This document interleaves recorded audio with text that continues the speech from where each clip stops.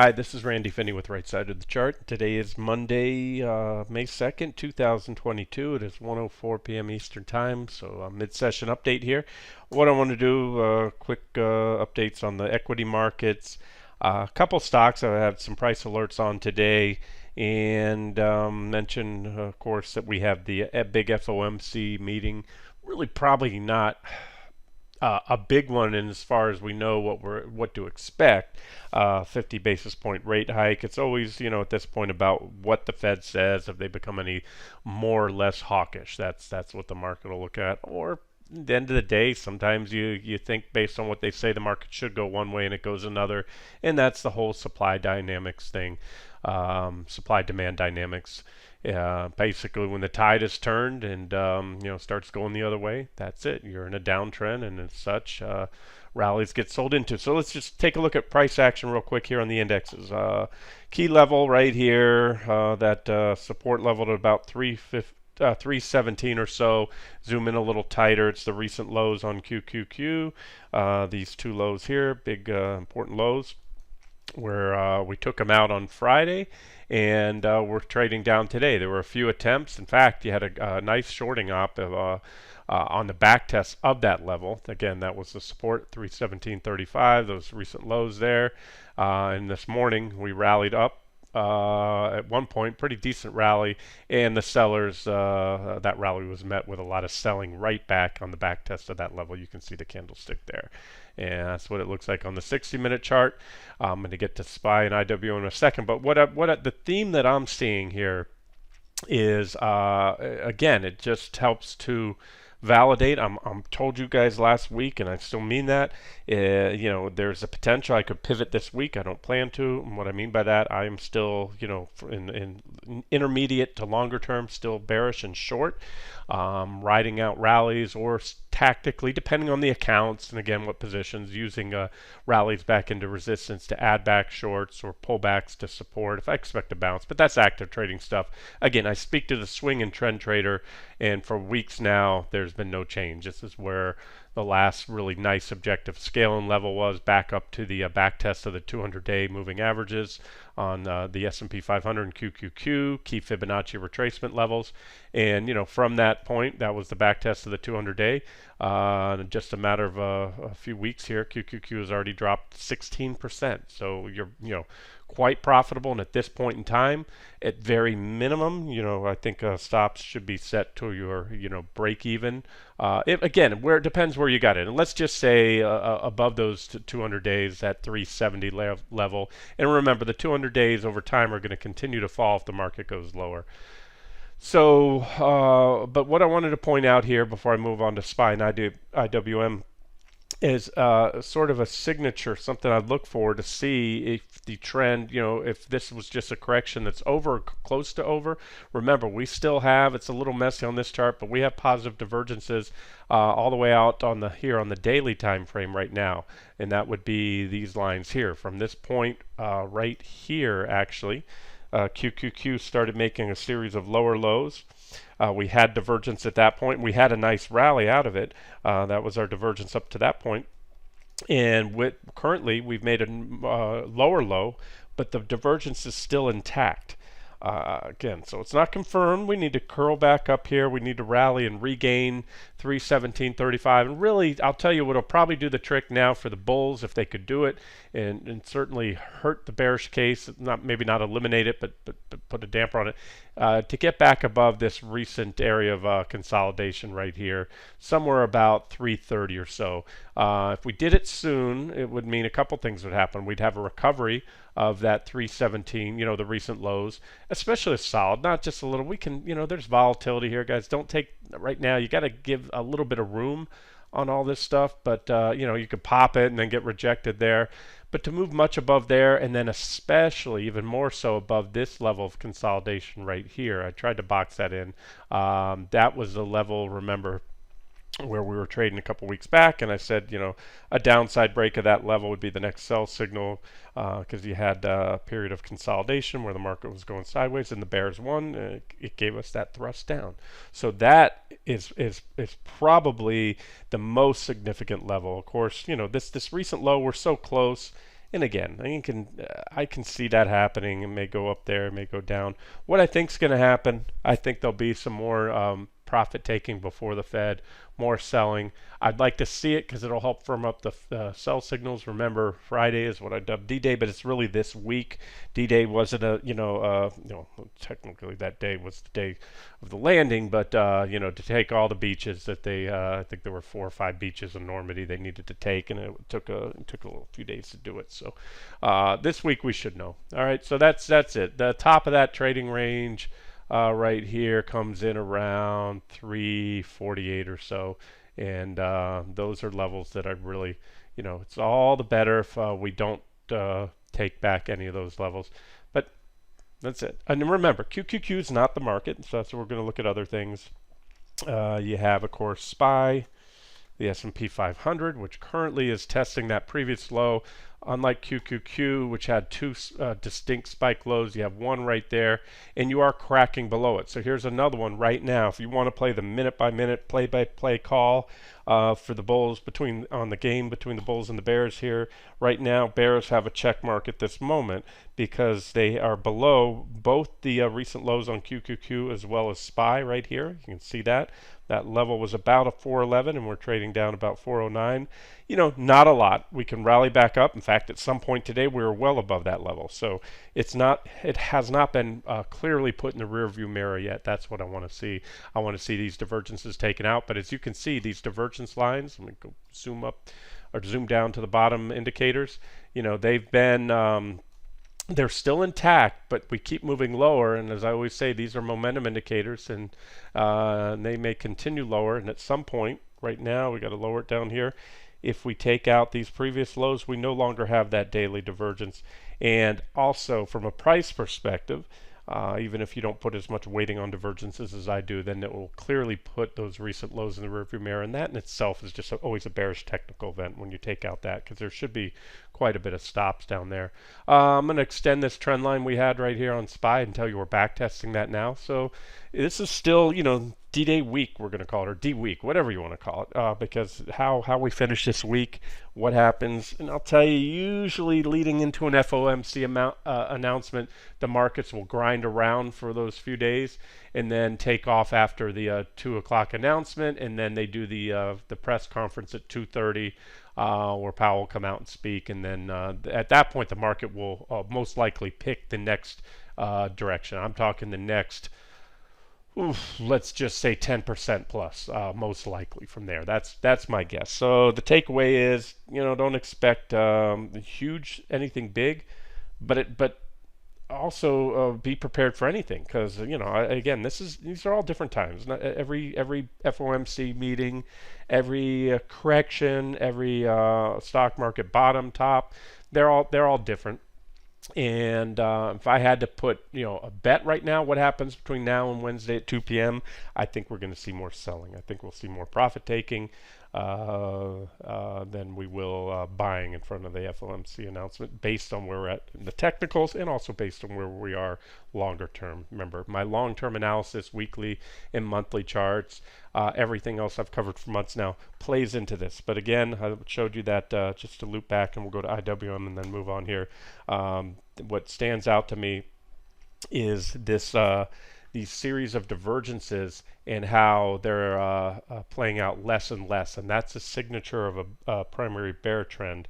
So you had the positive, aka bullish divergence here, and you had a heck of a rally in the NASDAQ 100, rallied about 17% off that divergent low. But it failed to take out the previous highs or take the market to new highs and beyond, like all these big divergent lows have in the past of that scope. That was a multi-month divergence, about a good 2 months of divergence building, and it failed to take the market to new highs. And that all of that rally and then some was then faded. We put in a divergent low right here, smaller divergent low on the 60-minute, and that's all we got out of it. It's just this area of consolidation, then the next leg down. And here we are once again about a comparable divergence. It's the last one right here. This is our divergence line from here to here. Down there you can see it. And it's also part of the bigger divergence. But again, if this fails to play out, that is 100% bear market action right there. Just like in a bull market, Negative divergences either don't play out at all, or you start to get a pullback, but then pullback gets bought up well before the projected downside target. So that's where bias comes in. That's where I learned to ignore things that are on face value bullish.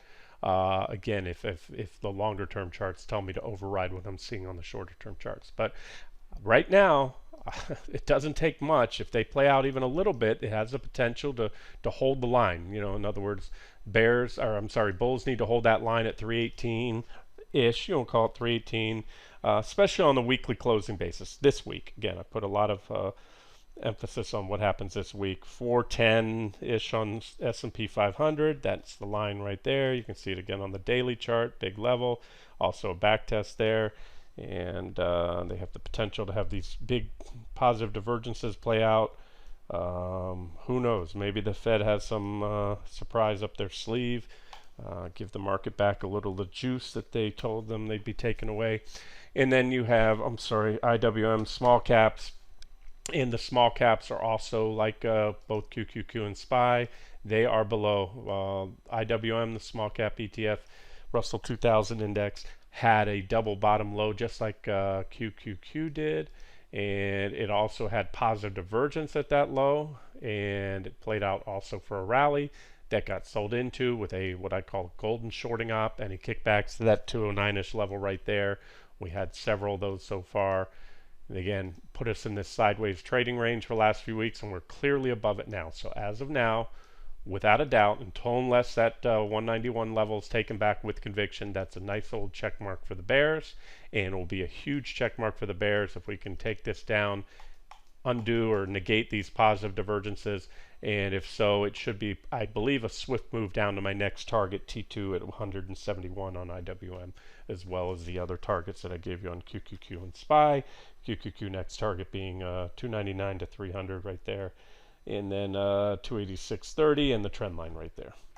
Okay, let's look at I got a couple price alerts today. I'm really focusing on the indexes because we're in thick of earnings season. I believe this week we're slated to have 1/3, if I'm not mistaken, about 30%, 33% or something of all the companies in the S&P 500 reporting this week. We got starting after the bell today, quite a few earnings coming out. The big ones, in my opinion, that have the most potential to move the market are out of the way. But there's also a cumulative effect. When you have a flurry of reports this week, the market's going to look at on average how many are beating, how many are missing expectations, and much more importantly, I should say, is the forward guidance. And then again, there are instances where, hey, the majority of companies can beat or give okay or positive guidance, but yet they still sell off, and that's pretty darn bearish when that happens. Again, it just shows that there's a lot more sellers in the market at this point in time than buyers, and that's what tends to baffle these analysts. A majority of analysts never see a bear market coming, and they're in denial until the thing is so obvious, and we've exceeded all the indexes are well below 20% or so, and by the time the majority of those folks, in the media and TV tell you that we're in a bear market and you should sell your stocks, it's usually too late. Usually, halfway down for the bear. Anyway, all right. So those are the levels. That's what's to expect this week. And we have Berkshire. This is Berkshire on a weekly chart. They had their big meeting their annual meeting this weekend, and I guess it was in Omaha. I think that's where they always hold it. And this is my weekly chart. This is just divergence I've been tracking for a while in an uptrend line, and like I say, I moved the lines. The divergence line got bigger and bigger and bigger. This is roughly, that's my measured target line. And if we break down, we're cracking on the daily. That's good. Look at that. That measured target, which is the widest part of this wedge. That's the distance between the upper line, the divergence line, and the uptrend line in yellow. Add that to where we break down, assuming that breakdown is going to happen this week, which I think is a good chance. That measured target is perfectly takes us down to my 274-ish target on Berkshire, and that's a big company, and it's also a market leader in the sense in the financial sector, and that's about a 13% drop on Berkshire. And the reason I brought it up is I have this It's the same trend line, but on the daily chart I have it here in purple. And you can see we're starting to crack it. So obviously, folks at the annual meeting must not have loved what they heard or whatever. I don't know. Maybe they reported today. I don't really haven't looked. Doesn't matter to me. Bottom line is, if they take that trend line out with conviction, we're headed lower. And I wouldn't even. I would focus on these weekly targets if you're a swing or trend trader, if you're interested in that one. But it's also more so to show you what's going on in the market.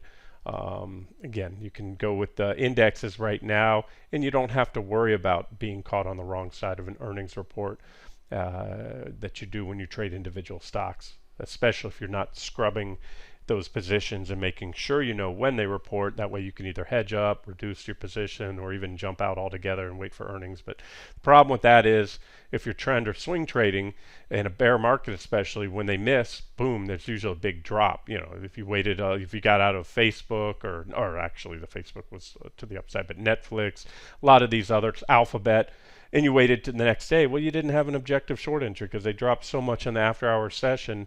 By the next day when they opened up, they were way down towards support level on the weekly charts. This is another one I got an alert on today. CPT, Camden Property Trust, one of the biggest REITs. This is a daily chart here. You can see these lines. You've got the primary uptrend line. I need to make this a little wider. There we go, 3. There's our primary uptrend line right there. We had a little wedge back here. That was the top. We had a bearish rising wedge with negative divergence. This is just a common theme across so many stocks, sectors, and indexes. Majority of those put in tops back in late 2020, divergent highs and tops, late 2021, excuse me, or early 2022. And this one's got a big level here. So we went down, we hit my first target, which was 152. We bounced back to that resistance, 170, and we've been trading here. Easy way to look at this. That's indicative of a top, that divergent high, and since then we've been in that sideways range. We have support right here of 152, which is starting to crack, and we're also cracking down. We already took out the 200-day moving, just took out the 200-day moving averages. And the reason I wanted to update this one, here's what it looks like on the weekly, by the way. There's that divergence, trend line, etc., etc. But the reason I wanted to bring it up is I threw out the REITs as a short for you a while back. We shorted the REITs via IYR or the ETF, 2x short REIT ETF SRS. I also laid out as a trade idea for those that didn't want to short IYR but wanted to buy an inverse ETF with 2x leverage.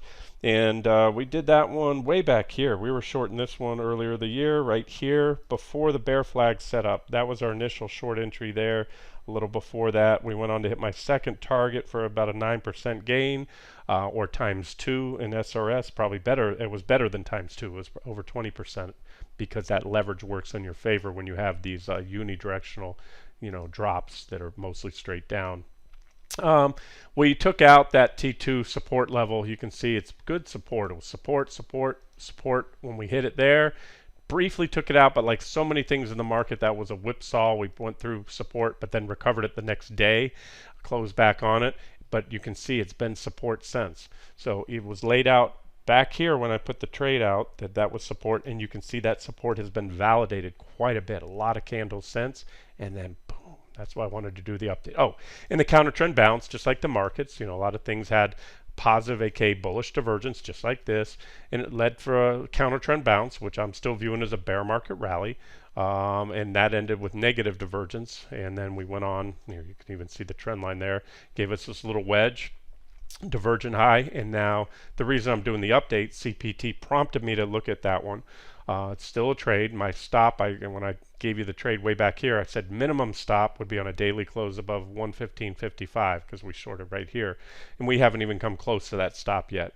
And now we've just taken out this support level, former T2, which is 101.47-ish, and that opens the door for a move down to my next target, T3 at 90, call it 91, because it's 90.98 there, and then my current final target, 84.85. And so when you look at SRS, that's just IYR in reverse, 2x leverage, and then again there was the third target hit, and then I gave you a rough long-term target, which is up there. Remember, because of the 2x leverage, you can get some decay when you go back and forth, so the real thing to watch is IYR. but this you can trade and just use IYR to maybe align your entries and exits. Okay, and remember the economic calendar is accessible on the right side of the chart support center. Under you click on resources on the top menu, and then under tools of the trade economic calendar, I'll zoom it in for you. Today we had the big one. The red dots indicate the most important market moving events. We had the ISM manufacturing index come out, and you click on that, and that was a miss. So what I'm seeing here is one after another economic indicator rolling over, and you know, there's two ways the market can, people see what they want to see, and that is confirmation bias. So the bulls will say, oh, ISM came in weak, so therefore the Fed maybe can become a little less hawkish, a little more dovish. The consensus was 58 for reading. It just shows expansion in the manufacturing index. The range was 56.5 to 58.7. It came in well below expectations and even below the bottom of the range. And so this is just showing you that, guess what? The economy is already turning. It's already shifting. We had a negative quarter, first negative quarter in GDP in a while last week. So again, we'll see how the market reacts, how Powell reacts. But look, so we're seeing the economy soften, but this is the worst case scenario. This is the stagflation scenario that myself and others have talked about. Stagflation is when you have contracting or very stagnant economy, yet you have inflation, and that is a bad animal, something we haven't seen in a long time. And Powell's going to have to, you know, even if it's at the detriment of the economy, which it will be to some extent or another, that's the million-dollar question. But to the detriment of the economy, he's going to have to raise rates to try to rein in or put the brakes on inflation. Okay, so I just want to mention that, and again, the calendar will show you the big things. So what's going to really matter this week right here is on as I said earlier, Wednesday you get the FOMC announcement at 2 p.m. and then the press conference at 2:30. So until then, anything's possible. I favor in a normal big market moving announcement, you usually do go sideways, and that may be the case. Heck, we could go up. I doubt that. I do, but anything's possible. I favor some selling until that happens. One thing the market likes to do when the Fed is finally pivoted, and it happened back in 2018, is it likes to throw a hissy fit. If it throws a hissy fit and the baby screams loud enough, Papa Powell will give the baby what it wants. And that's what the market will probably hope for. So we could see some pretty good selling before the FOMC meeting. And but at this point, remember, in 2018, he was able to pivot. The Fed was, because there was no inflation in sight. They just figured it was time to take back the juice. And again, the market threw that huge hissy fit in the fourth quarter of 2018. And as I predicted, Fed pulled a complete 180. They had started hiking before that, and they turned around and took it back down again, gave the markets back the free money. All right, so again, this time is different because inflation just doesn't allow for Powell to take rates back down to zero. And last but not least, gold and silver. Just a quick update there. Last week we had what I pointed out as potential bull flags right here. I'll zoom in. I need to zoom in a little tighter for you. Right here, and they didn't play out. Remember, a bull flag, like any bullish pattern, potential pattern, is only a potential pattern pending a breakout or a buy signal, and we never got one. So we had an impulsive move up. We hit that 190 resistance. We flagged, but guess we never, not even a whipsaw, nothing. The flag never broke out. That same flag, the same trend line that I was using on the flag, has extended the top of the flag here. That's what I'm talking about. That was a potential flag last week, and the top of it was right here, but that's now our downtrend line. And what it's given us, and I told you before, I'm still bullish longer term. I'm playing the long game on this one unless the big triangle breakout on the weekly chart and some of the key support levels I gave you are taken out. So while this is not ideal, not what I wanted to see, especially another drop below that 1895 support, what I do see right now, and we'll see if it plays out, is another potential bullish pattern. I see the downtrend line that I gave you right here, and the divergence that we had when we had this little whipsaw that was in place. is only extended. In other words, the PPO and the RSI down here, both, this is the PPO, RSI, are still making higher lows. And so if we can break out soon, ideally while these divergences are still in place, then we could have another thrust up. And at this point, we're going to need to take out 1920 to really do the trick. We've traded through 1895 a little too much recently. It kind of takes away somewhat from the significance of that support level slash now resistance. So I'd like to see us go on, break out of here, and take on 1920. Till then, it's just been a choppy ride, and that's with the dollar. The dollar's just been persistently strong against the euro because we know Powell's going to be forced to raise rates. We know we've got 50 basis points coming, and we know, according to what they've been saying and what they need to do, probably quite a bit more after that.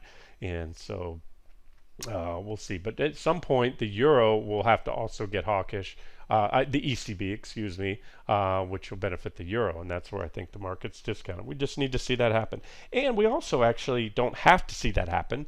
A falling dollar and rising euro is a headwind for gold and silver, but it is not an absolute necessity. There have been plenty of times where gold can rally and silver can rally without the dollar falling, so it's just all the better if it does. That's why I was talking on those two. There's the divergence on silver, still intact right now, coming up to this previous low right there. And so we need gold to break out and the divergences to hold on both, and then silver should be able to rally. So I'm not crazy about the action in the last few days, but again, there's still divergences. So personally, I'm still giving those room, and I'm also diversified. I've got other things. Index shorts are working very well lately. Treasury's down today, but overall been profitable. VIX trade is still profitable. And a lot of the individual sectors, the semiconductors and everything else I mentioned, still doing very good, very profitable. So all in all, looking good. So, if I see anything else that stands out, I gave you a couple individual stocks, but also, the sectors highlighting. I still think, I'm still bearish on the finance, pretty much everything. We're seeing almost everything going down now. And again, what we're seeing looks a lot more like still what I would consider early stage bear market action than the end of a correction. I don't see any evidence of a bottom yet. I see potential that the bulls can take the ball and run, hold those divergences, hold those recent lows or recover them. We're slightly below them now. That would certainly be a start, but take things for what they are. And right now we are below those support levels. And so far, all the divergences have been getting sold into. So we'll see if that trend continues or not. My thoughts, but I'm going to wrap it up here. And if anything else stands out, I'll get it out to you today. If not, might even just pick this up tomorrow. This has been Randy Finney with Right Side of the Chart. Have a great day.